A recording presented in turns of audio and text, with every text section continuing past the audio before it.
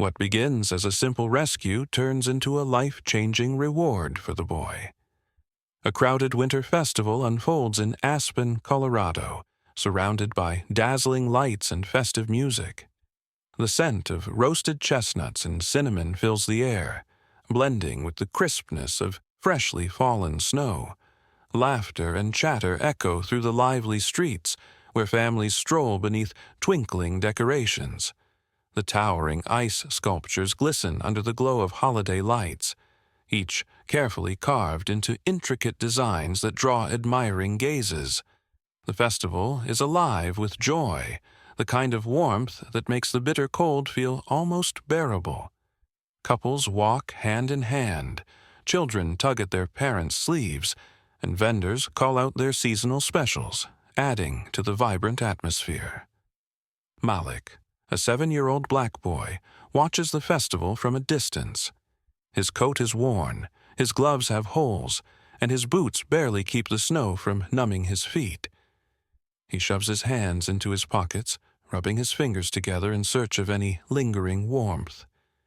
His eyes shine with wonder as he takes in the sights, but he isn't here to enjoy the festival. He's hoping to earn small tips by shoveling snow, carrying bags, or doing whatever small job someone might offer. The holiday spirit that fills the air is not his to share. He is merely an observer, standing at the edges of a world that does not see him. He has learned to blend into the background, to be invisible when necessary, but tonight he can't help but dream of something more. People walk past him without a glance, wrapped in their own celebrations, their arms full of gifts and warm drinks. The smell of fresh pastries drifts from the festival stalls, making his stomach ache with hunger. He swallows hard and steps forward, scanning the crowd for an opportunity. Perhaps someone will need help carrying something, or maybe a vendor will toss out leftover food. He is used to waiting, to watching, to hoping that someone will notice him for the right reasons. He tells himself that if he just stands in the right place, if he just looks useful, someone might give him a chance.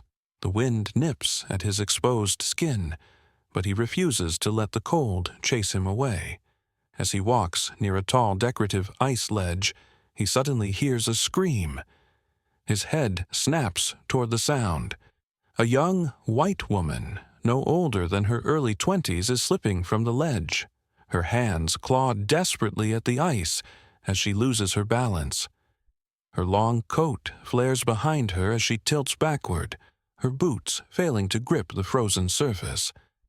The festival noise fades beneath the sharp gasp that escapes her lips.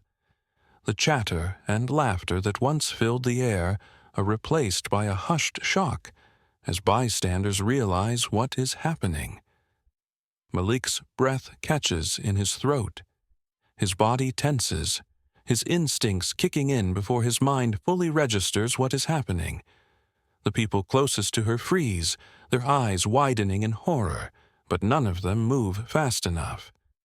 The world seems to slow as her fingers scrape against the slick ice, her footing completely lost.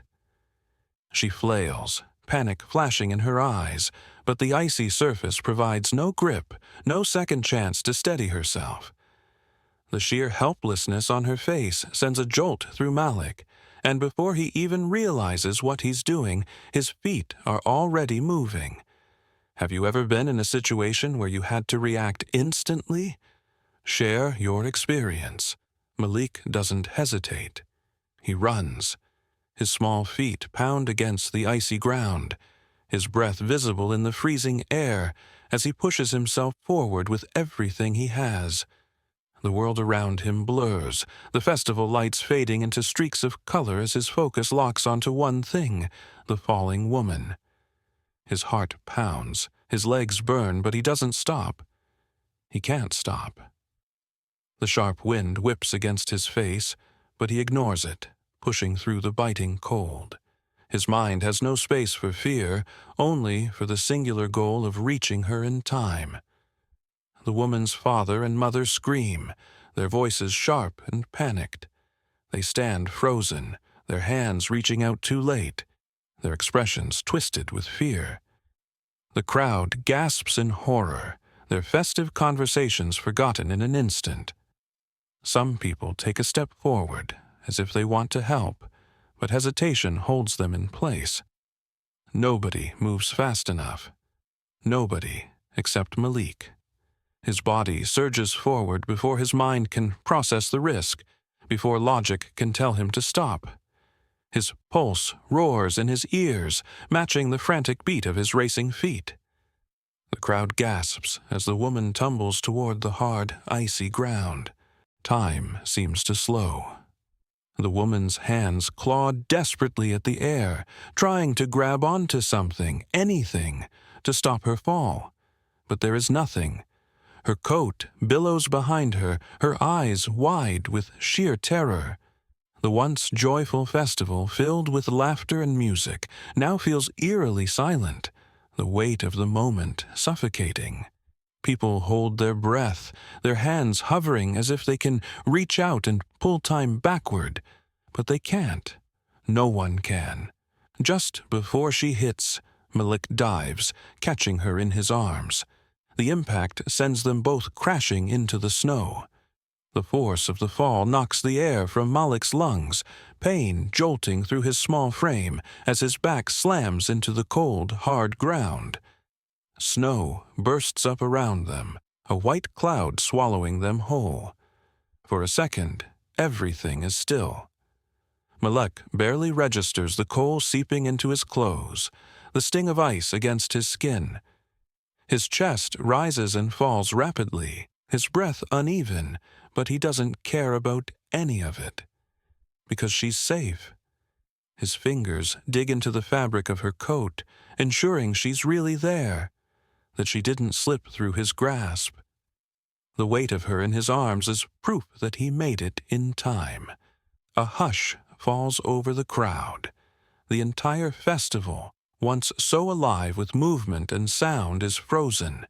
Dozens of eyes are locked onto Malik and the woman in his arms, their faces a mix of shock and awe. The tension in the air is thick, pressing down on them like the weight of the falling snow.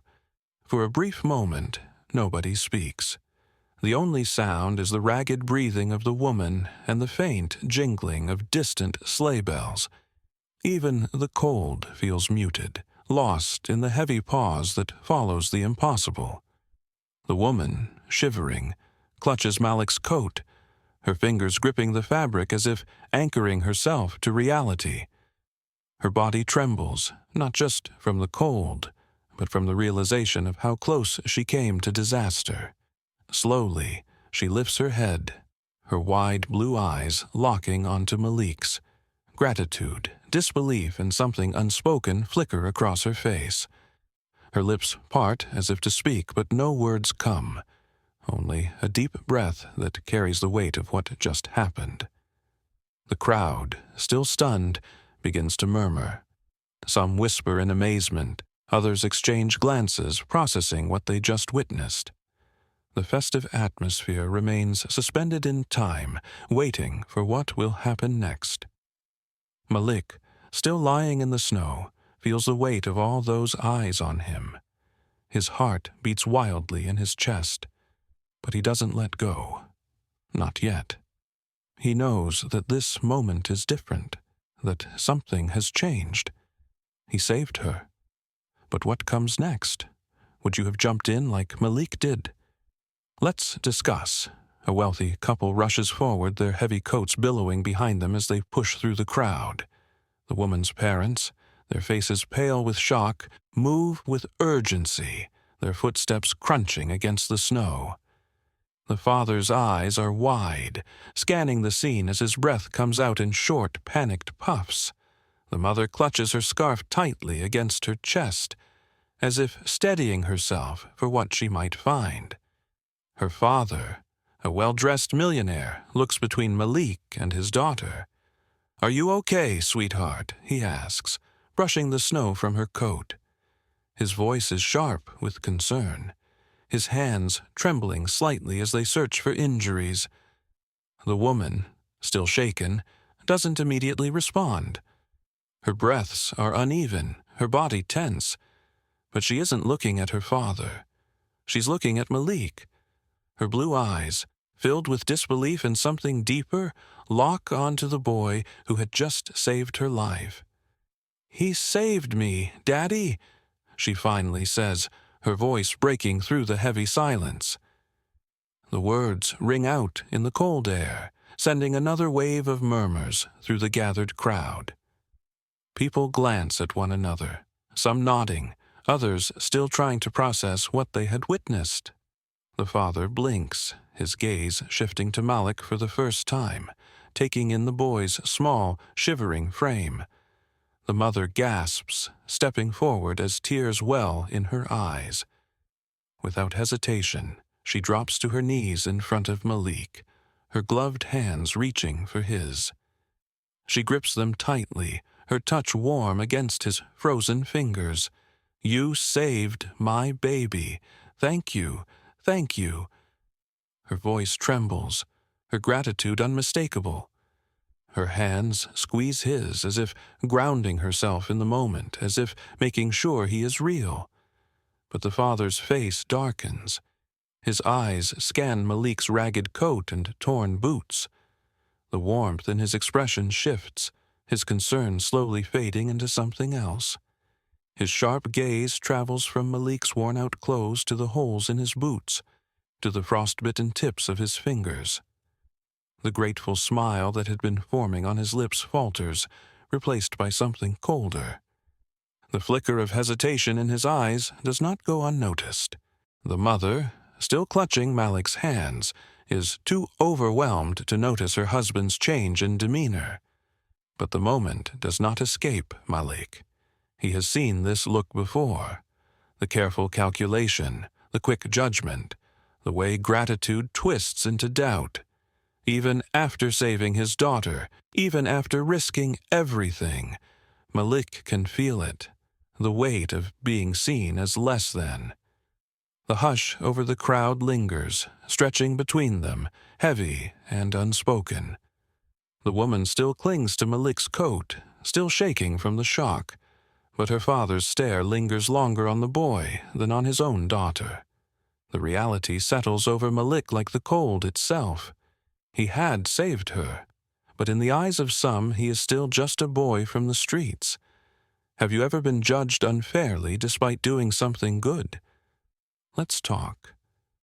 The father pulls his daughter close, his face pale with fear.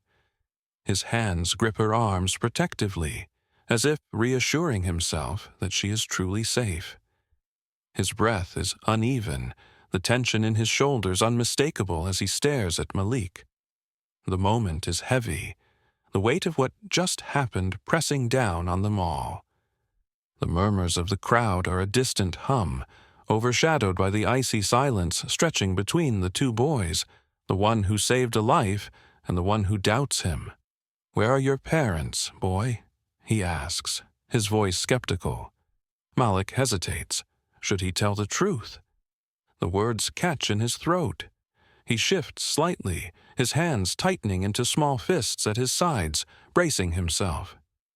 He has answered this question before, and he knows what comes next.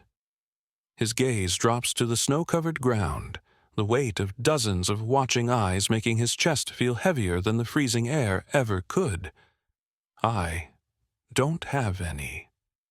The father's expression hardens.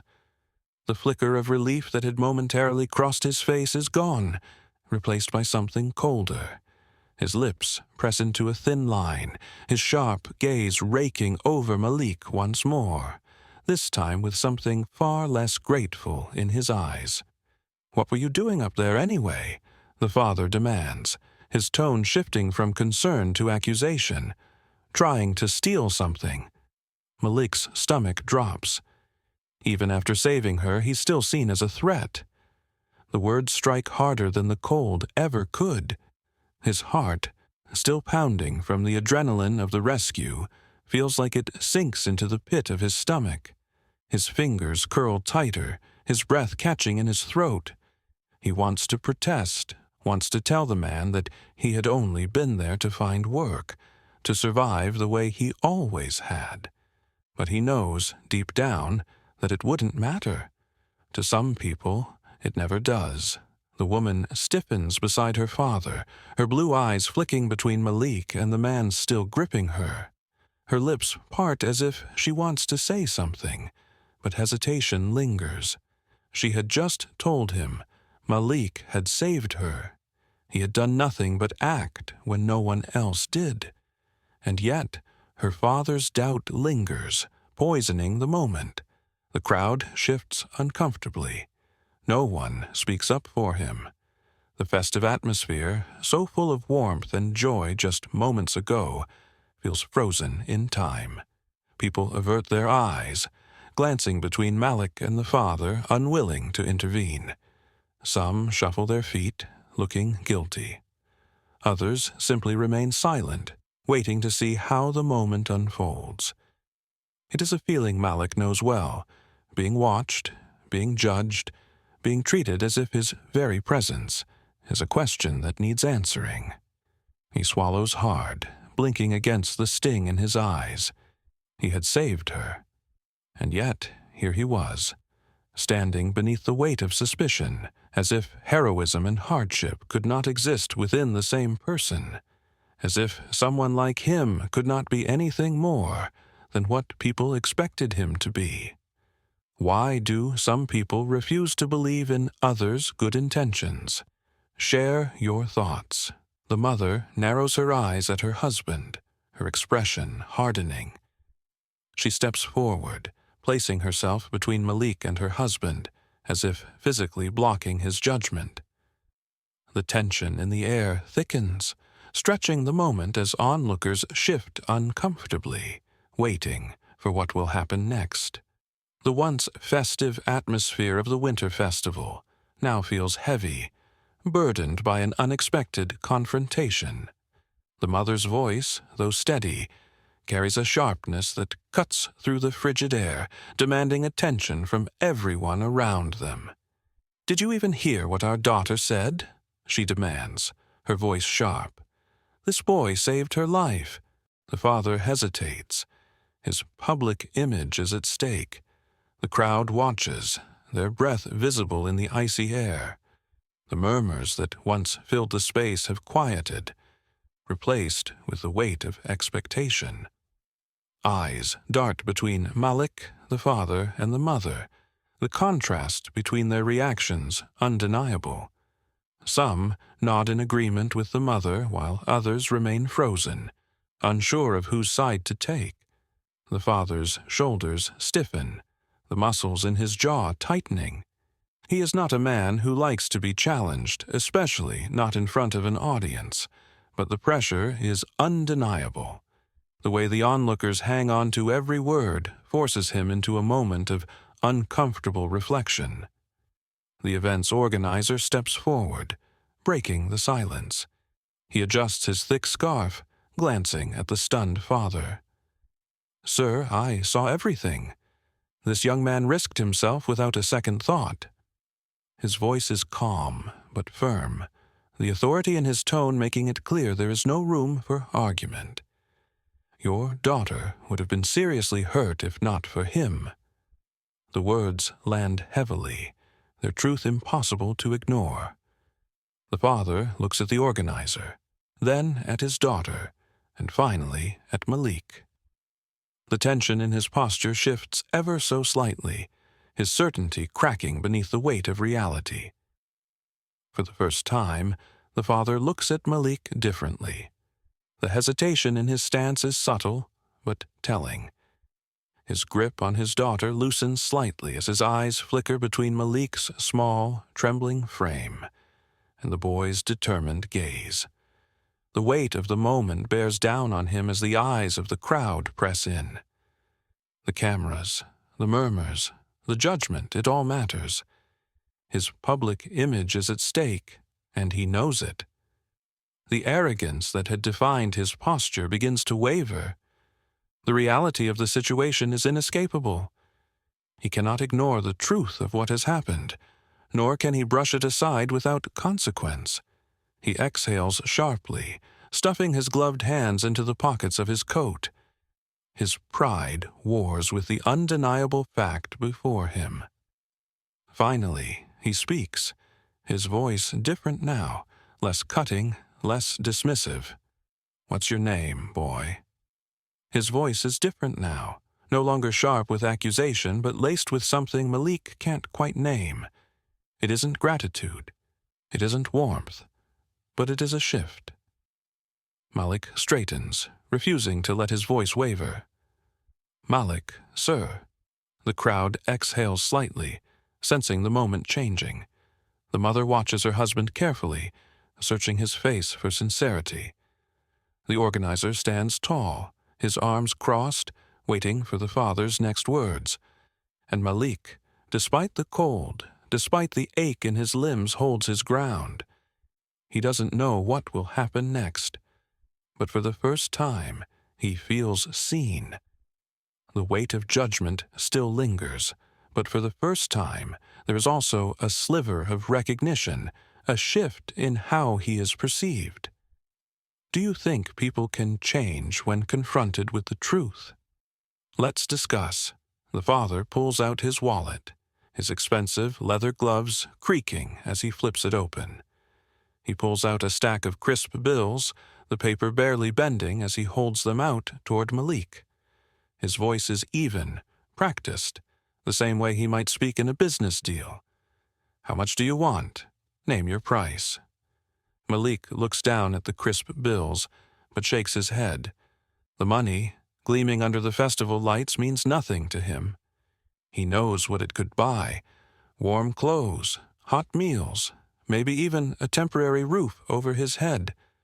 But he also knows what it wouldn't fix: the ache of loneliness, the uncertainty of where he will sleep tomorrow, the feeling of always being an outsider, invisible until it is convenient for people to see him. He tightens his hands into fists, his breath coming out in small, uneven clouds.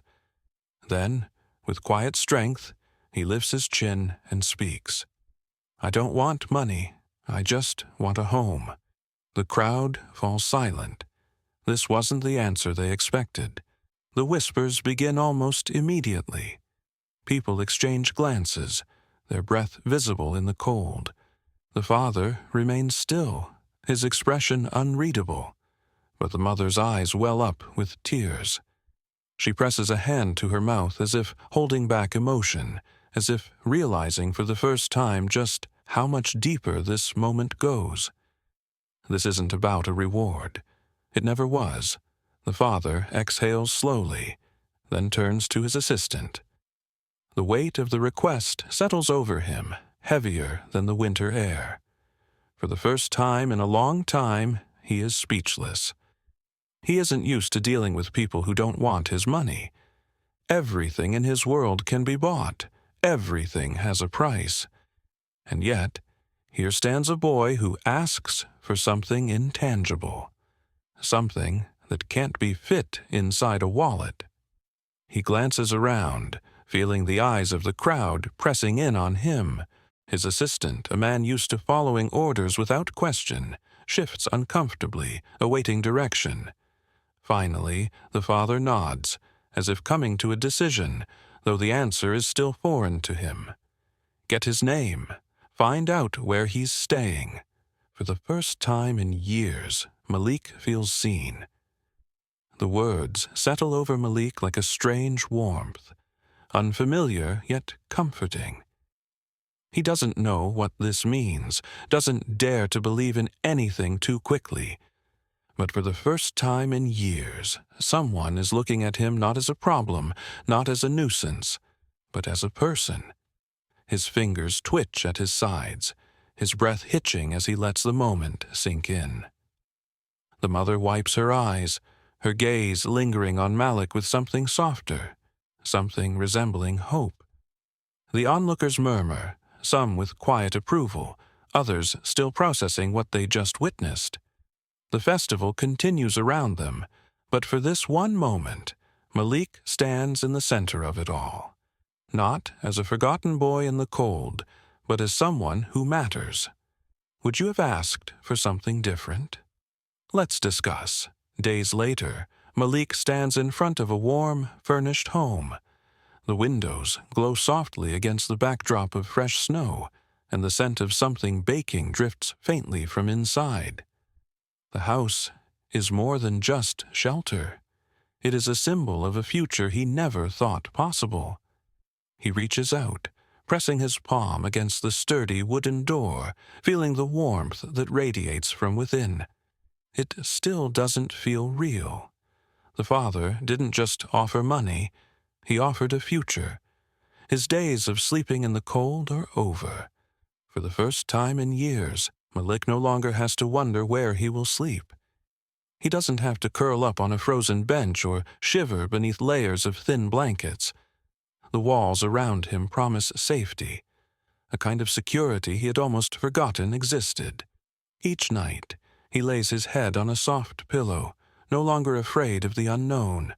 The young woman, now forever grateful, keeps in touch with Malik, visiting often.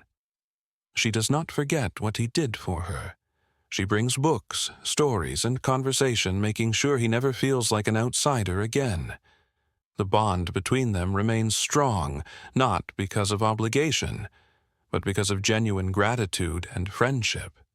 She listens when he speaks, laughs when he shares stories, and makes sure he knows that he is more than just the boy who saved her. He is someone who matters. As Malik watches the snowfall, he whispers, "I thought I was just saving her, but really, she saved me too." The realization settles in his chest like a quiet warmth, replacing the emptiness that once lived there. His life has changed, not because he asked for something, but because he believed he was worth more than just survival. He had spent so long being invisible that he had forgotten what it felt like to be seen. But now, standing in front of a home that is finally his, he knows that he has a future. A real one. One built not just on luck, but on courage, on kindness, and on the belief that even the smallest moments can change everything. What's the biggest lesson from Malik's story? Let's talk in the comments.